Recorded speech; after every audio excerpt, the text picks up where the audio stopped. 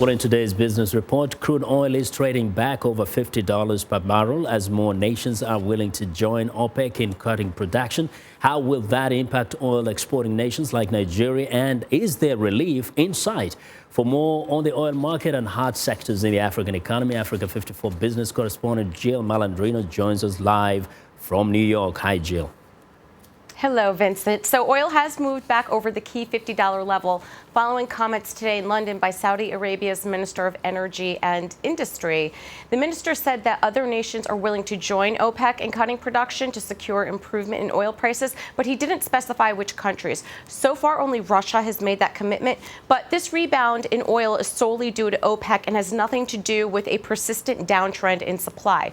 You have to remember, as oil prices creep higher, producers ramp up production in an effort to generate revenue, which means more supply floods into an already stressed system, and that will depress prices. While the commodities complex can be complex, it always comes back to the basic fundamentals of supply and demand.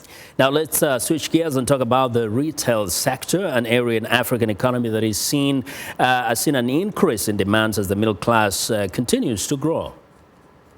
You're exactly right. The economy in many African countries is growing more rapidly than most developed countries. Just take a look at the strength and investment going on in the mobile banking and telecom sectors.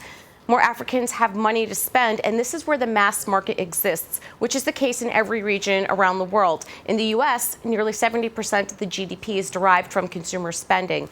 Now, the retail sector has two major realms in Africa, the formal market and the informal market. Billions of dollars are being spent to construct malls, hypermarkets, and supermarkets on the continent. Consumers are definitely running to them, yet the informal open-air retail market is still significant, and that accounts for the majority of consumer spend, somewhere around 90%. You did mention investment in areas of technology. Do you think e-commerce will be widely adopted in Africa? Absolutely, and the trends are quite exciting according to a 40-page study by Deloitte calling African Powers of Retailing 2015.